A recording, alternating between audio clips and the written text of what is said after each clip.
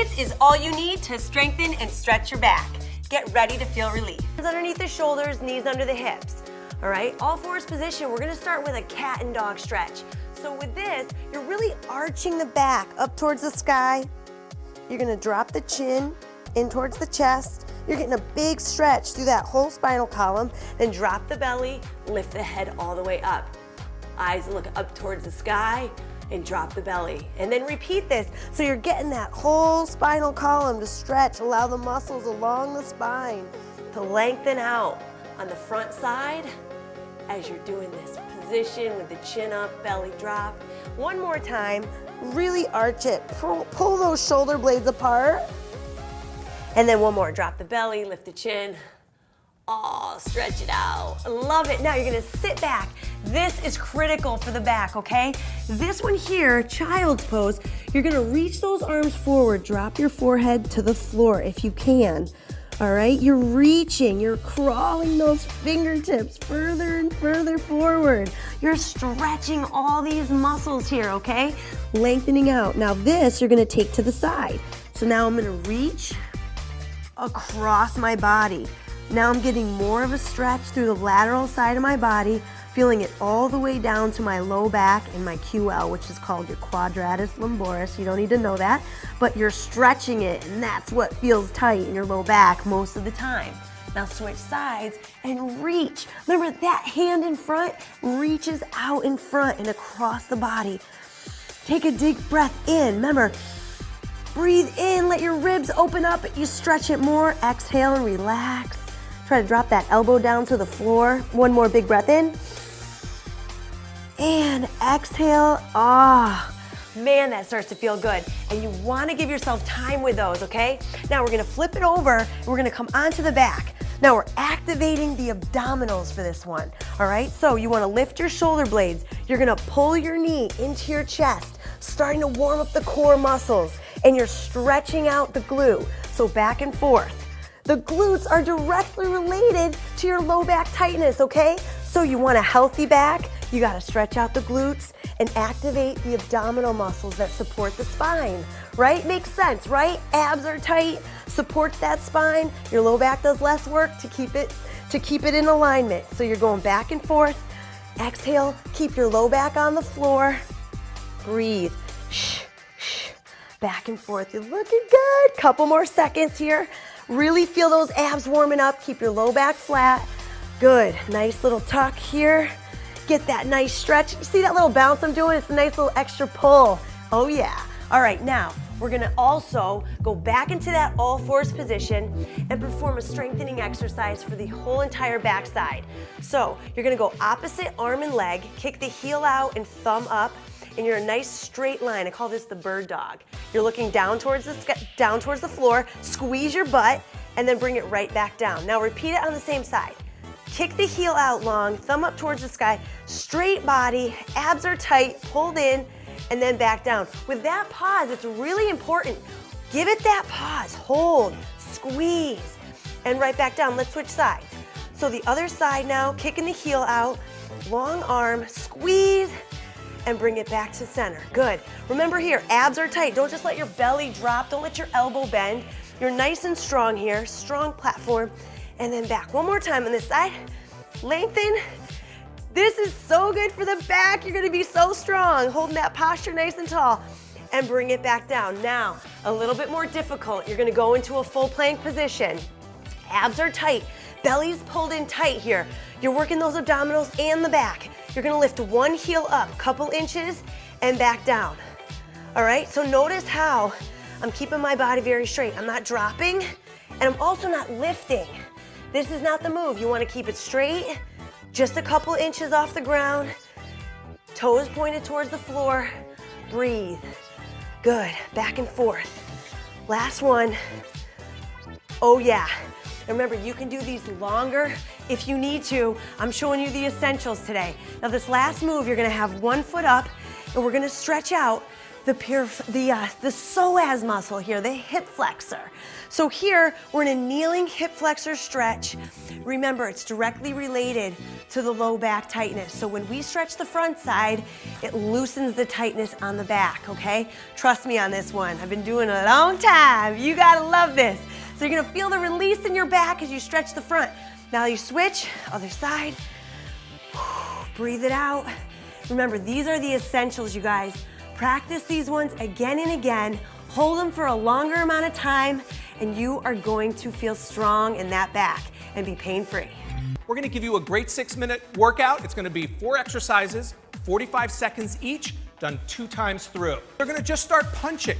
They're rotating on their toes. You'll see the rotation. That means they're really starting to work those obliques. This is a great way to stand and work your abs. They're gonna do that for about 30 more seconds, and after that, we're gonna go into some front kicks, which snap those front kicks.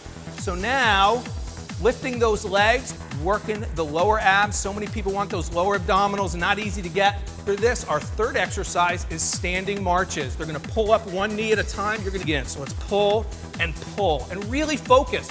One thing you have to do when you're standing and working your abdominals, pull those abdominals in. I always give the advice, it's almost as if you're gonna get your child maybe or someone just punch you in the stomach a little bit, but you wanna engage your abdominals, but you're breathing. That's how you wanna hold them the whole time. Cross. So they're gonna bring the knee to the elbow, the opposite elbow, in 3, 2, and begin. So pull, you got it. Little variation here now. So you can either do bent knee, still working those obliques, the lower abs at the same time. Okay, Lisa, little variation, she's gonna go straight leg. So whichever one you wanna do, I would say mix it up. You got about 30 more seconds. We're gonna do it all one more time through. Great job at home, do what you can. Just grab a hold of the wall. Again, I don't have molding, so I'm gonna hold on tight. I'm just squeezing in on the wall here. I'm gonna hold on tight. I'm gonna bring my feet close to the doorway here, and I'm just gonna let myself sink back, still keeping my spine straight, and bring myself forward. As I'm doing this, I want to pay attention to what I'm doing with my shoulder blades. So a lot of times when people do any sort of rowing motion, they end up elevating their shoulders like this and actually rounding them. So we need to make sure we're not doing that. We want to keep the shoulders down and back as we pull towards the doorway. Okay, so that's just the beginning of the exercise. That's how we engage those muscles that help us pull. You're gonna feel your biceps working, you're gonna feel muscles back here. If I lean back more like this, I can get a little bit more clear line of pull on my lower traps and my mid traps. And again, as long as I keep the shoulder blades back and I keep that spine in a nice aligned position, I'm good to go. I just don't wanna be here and I don't wanna be like that, right? So that's how you do the doorway row. It's about a 90-degree angle here, and my arms are just completely parallel to the floor, okay? And then I'm going to start making some circles. Now the goal here is to make sure I don't lose shoulder blade position, right? So I don't shrug up towards my ears, and I can maintain that 90-degree angle here, and I just work on basically kind of like a little miniature butterfly stroke. So you can pretend you're Michael Phelps and pretend you are swimming for several thousand yards. You're gonna just keep going here, usually going like 20 to even 100 circles. You're gonna go backwards, okay? So what we're doing is just creating a little bit of resistance by using the weight of our arms and forcing the rear delts, the mid traps, some of the lower traps, even some of the upper traps, the traps. Everything is working here to stabilize the shoulder blades and to move the humerus and keep things in a stable and non-rounded position. If you want to, you can also turn the thumbs down and focus on doing the same exercise with the thumbs down. And for some people, that seems to help them get the rear delts a little bit better. It might work for you, might not. You can also work on having the thumbs up and then work it that way. Okay, so another option. Grab the band like so that it wraps around your hands. Next, place it behind you so that the band crosses your shoulder blades. So not too high, not too low, but right across your shoulder blades.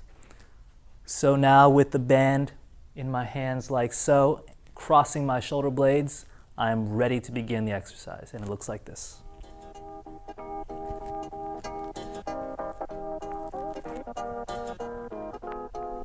Key point number 1, keep the wrists and the elbows straight the entire time. Notice how at no time during the rep am I allowing my elbows to bend, nor my wrists to bend. I'm keeping them straight the entire time. That's key point number 1.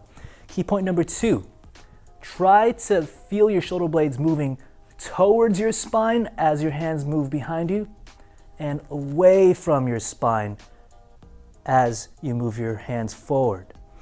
One cue that you may find helpful in executing this is thinking about ripping the band apart between your shoulder blades. So see this segment of the band between my shoulder blades? I'm going to try to rip that segment apart, and in doing so, that will spread my shoulder blades across my rib cage away from my spine. And likewise, as I move my hands behind me, I'm going to try to make that segment of the band shorten, and in doing so my shoulder blades will move closer to my spine before it moves away from my spine again.